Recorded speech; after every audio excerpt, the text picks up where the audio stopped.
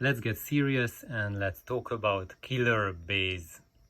So what are the dangers of low frequencies?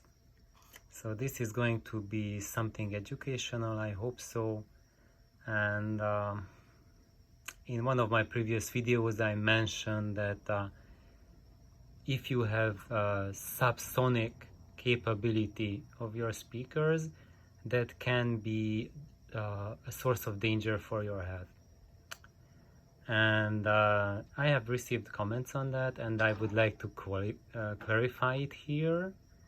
And especially that if you have like regular bass that's reaching down to 20 hertz, like for example you have a NOLA T sub, which is a mighty fine sub, you don't need to be afraid that it will jump at you and cause some troubles for you, because it has a limiter inside that cuts at 20 hertz. So even though it's a fantastic sub, but you are not going to get subsonic frequencies. So subsonic means that under 20 hertz, and those frequencies are ones that can be a little bit of troublesome for your body. And now let's see how is that possible. So first let's go and get a brief understanding of the human hearing. And as you see, I have two amazing rock stars here with killer bass. And when you look at the human body, we have our ears, and the ears are or sensory organs that sense sound between 20 hertz to roughly 20 kilohertz. Or that's just the assumption that they do their work there. In reality, our ears sense sounds up to 50 kilohertz. All of the primates hearing auditory system collect information up to 50 kilohertz, and the chimpanzees consciously hear 50 kilohertz.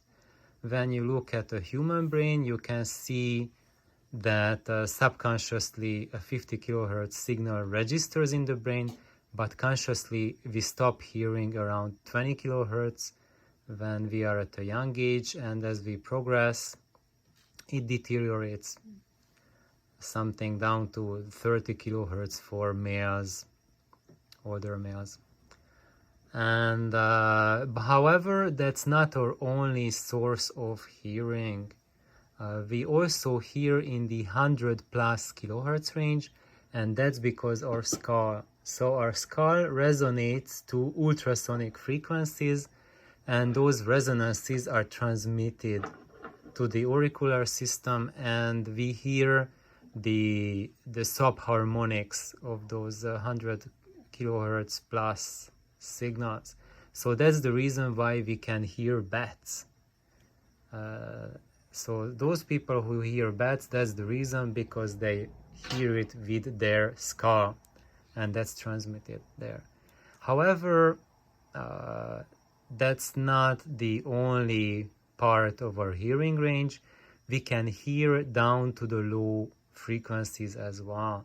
So even though our conscious hearing stops around 30 hertz, 20 hertz, depends on the person. Some people can barely hear anything below 50 hertz. It's really up to you. However, our bodies do sense frequencies even down to 1 hertz and below. How come? And the reason for that is our hearing system. We have two types of neurons that conduct the sensory information, and they are, most of them, they are myelinized.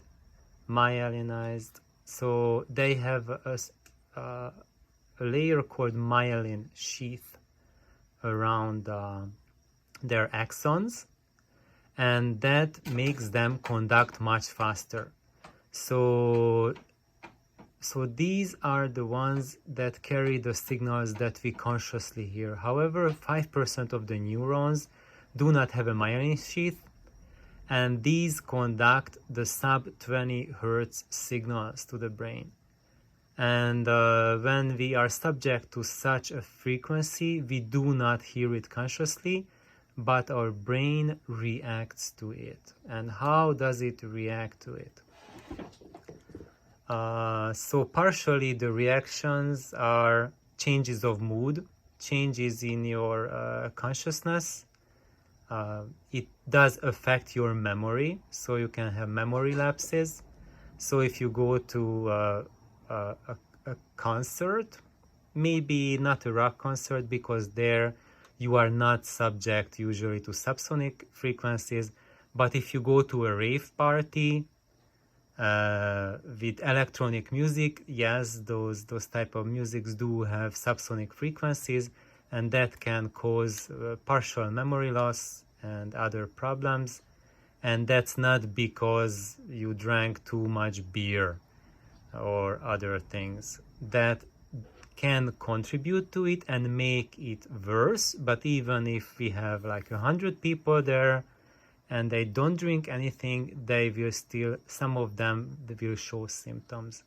And that's the hard part about it, because the reactivity and reaction to subsonic frequencies is really personal, depends from person to person, and also depends on the frequencies that you are subject to. So if you take 10 persons, 9 out of them will have no problem when they are subject to loud subsonic frequencies, but one might get feeling like queasy or might have problem remembering things, recalling things. Also, those frequencies affect the auricular system, so the balancing becomes an issue. And in addition to all of these, so we have these bare axon bearing neurons that conduct these signals. However, our body, the surface of our body, also is receiving signals from music. So below 200 Hertz, our body is becoming more and more subject to the vibrations of the sound. So we are picking up. So as the sound waves are coming, they are squeezing our bodies, just squeezing. And that's why you feel the bass thumping in your chest, because it's literally thumping your chest. And the sound waves below 200 Hertz become to such a frequency that is compatible with the dimensions of our body. That's why we start to feel those frequencies and the ones below that. And that's when we go lower with the frequencies, actually our body emits really high levels of 22 to 28 Hertz noise or sound, because our muscles contract at this frequency between 22 and 28 Hertz. Even if you are resting, doing nothing, your muscles are still twitching constantly, because they are the ones who produce your body heat. And your thyroid system produces the thyroid hormones, which regulate this basal activity of your muscles. And this thyroid regulation and the 22 to 28 Hertz twitch of the individual muscles, as the individual twitching of all your muscles add up, they create a subharmonic of between 6 to 14 Hertz. So your entire body is fluctuating at a 6 to 14 Hertz rate. At 6 Hertz when you have a very low thyroid activity, 12 Hertz when you have an average, and if you have some hyperthyroidism, then it can go up to 14 Hertz.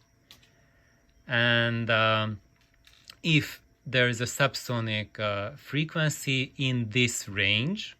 So for example, your current rate is at 12 hertz and you are subject to 14 hertz, then you will start to feel a heat wave as if your body heat is increasing.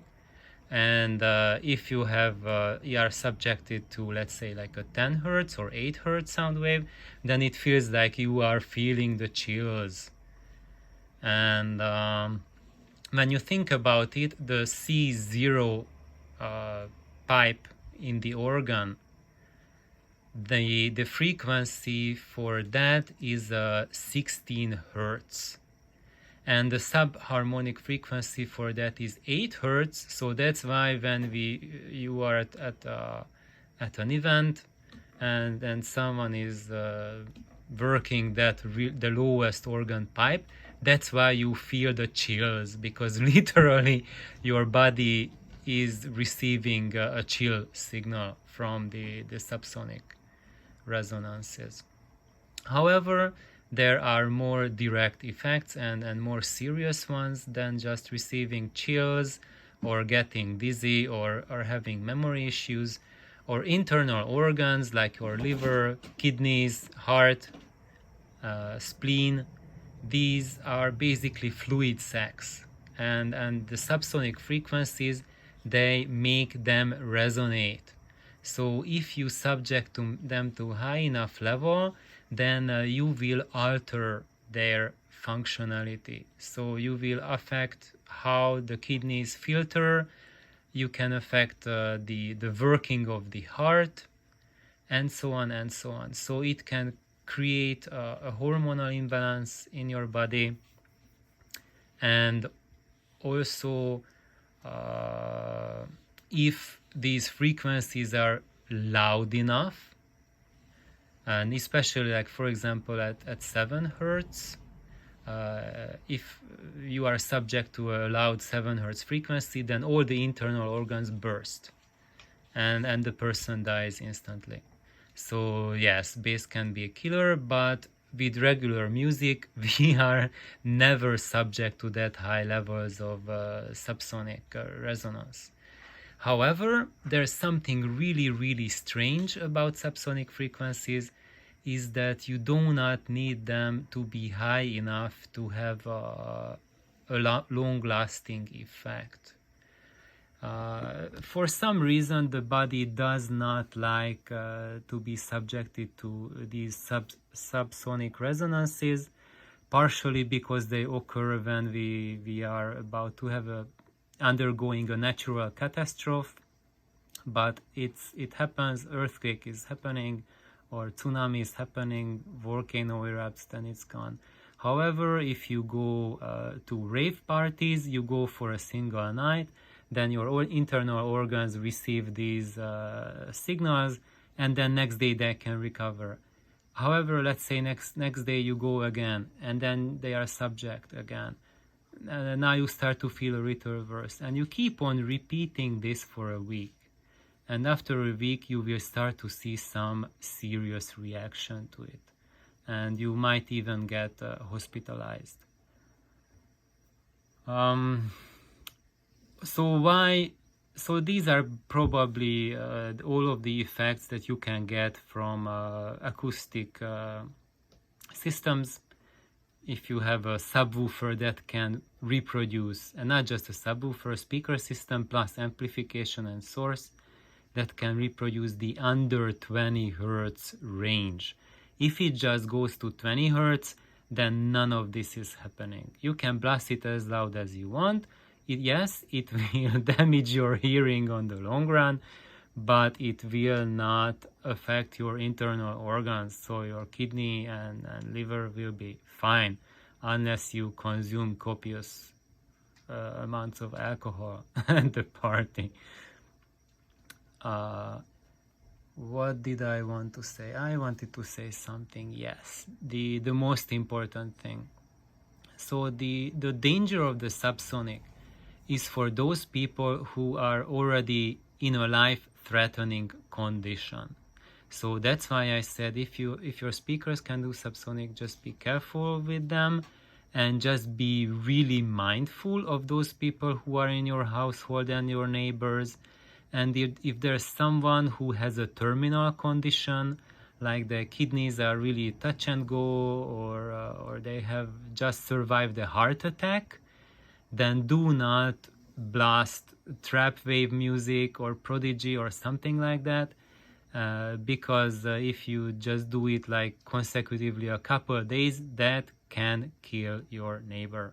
And if you think that you are the only one who can listen to the subsonic content of your music, then you are very, very wrong, because these sound waves are extremely long, and there's a really good possibility that your neighbor or your second or even third or fourth neighbor will hear those subsonic resonances even louder than how you hear them. And that's because your room, your entire house, will act as a resonator for these frequencies and broadcast them. And if your neighbors or second or third or fourth neighbor's home resonates at that frequency, then yes, even like 100 feet down from you or even more, you can have 100 dB plus subsonic frequencies broadcasted to your neighbors. So I hope this helps a little bit. And another interesting thing about subsonics is that those neurons which are not myelin sheathed, which sense these subsonic frequencies in our ears, are 40 decibels more sensitive than the myelin sheathed cells. So even if you have a speaker system that can reproduce these subsonics rolled off, even like 30-40 dB rolled off, it is still going to elicit the same reaction from your body because they are present.